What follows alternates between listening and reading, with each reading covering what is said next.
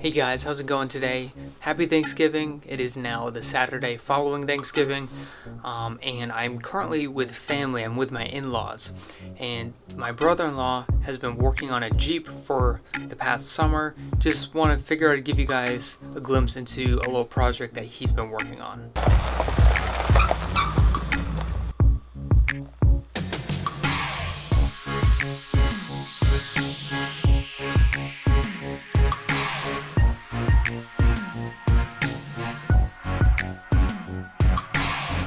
We're good, and we're recording. Okay. Okay guys, we are in the Jeep. To the beach. To the beach.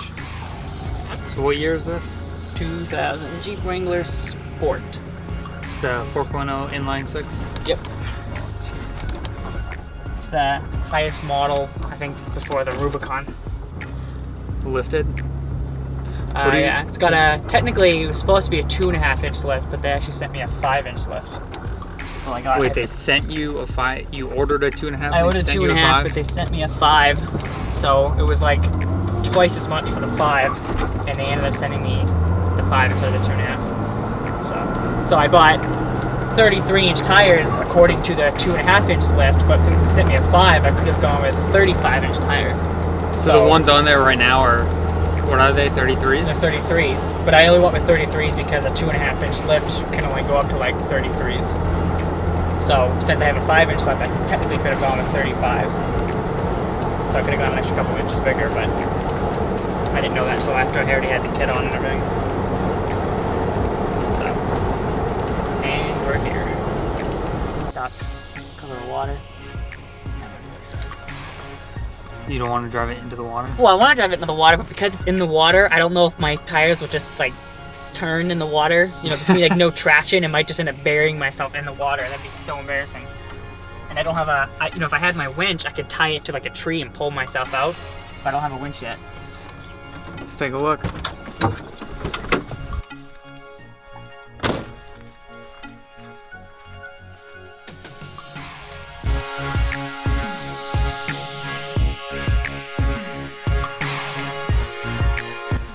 Okay guys, so we're down by the beach. We got the Jeep here. Is this the first time the Jeep's been to the beach? Even though it's like a mile down the road. Yeah, we call this a beach. It's really like 15, 30 foot shoreline. As you guys can tell, it's pretty lifted. It's on a 5-inch lift, and I know when he was doing the lift kit, he ran into a lot of trouble with things rubbing on the bottom. Also with the shift knob. So what happened there when you dropped When I dropped the transfer case to level out the drive shaft, because it kind of drops down, so I had to drop the transfer case, which in turn drops the shifter. So now it kind of hits the boot when you put it into second gear. But you can get like an extender that actually like fixes it and gives it a better angle. But Okay. it works. I just kind of got to hold it into second gear. Hold on a second. Yeah. So with the lift kit, he was running into a lot of issues with the frame and just different things rubbing on that bottom. So I had to put all these spacers in so that it wasn't scraping. There's different components that were scraping. Okay, so another issue that he was having on the Jeep was frame rust. So on the bottom where the actual body of the car connects to the frame, there's a piece that connects. It's like a long metal sheet that has all these holes in it that bolts through. So that was completely rusting out, so it won't pass inspection. So he has the new part in stock, or he has it at his house. He's going to bring it down to a shop, but the shop is going to have to actually take the actual body of the Jeep off of the frame, cut out all the rusted parts, or just get rid of that, and then put the new metal like subframe piece in, bolt everything back together, because it's not going to pass inspection the way it is. So something else you can do on a Jeep apparently is get these new bumpers, because as you can tell, having a 33-inch tire hanging onto the stock spare tire rack puts a lot of strain onto it. What he had to do was actually get a whole new bumper, install that, and it's way more, it's what? Yeah, well, because what happened was it was on the tailgate before. So the tailgate, when you would open it, the whole tailgate would sag, and it was a lot of strain on these two hinges. Okay. Whereas now all the weight is on the bumper.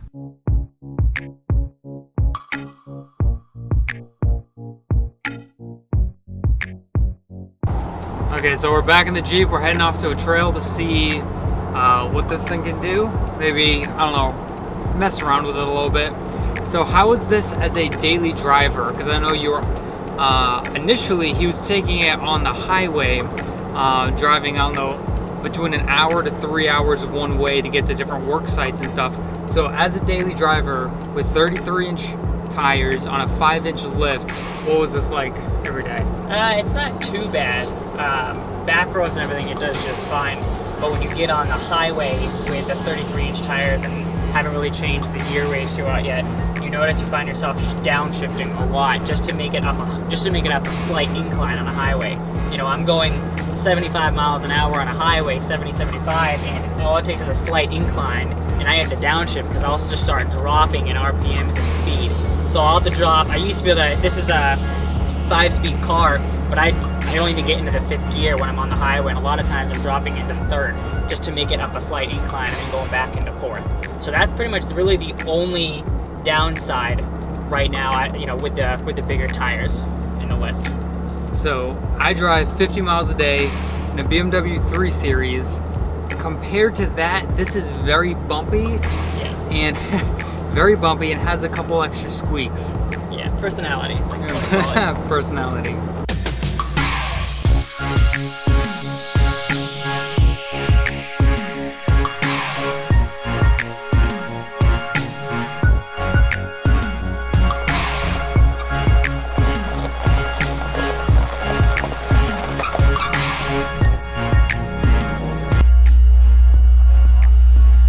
So we came out to where we thought we would have a lot of trails to ride on. The only problem is one side of the road. If we go across the road, it's really good trails, or it looks like really good trails, but it's private property. You come on this side and you get, you know, a little ways in, maybe a quarter mile in, and it's just kind of a dead end. So we're gonna make the best of it, see what we can do, and just mess around with the Jeep.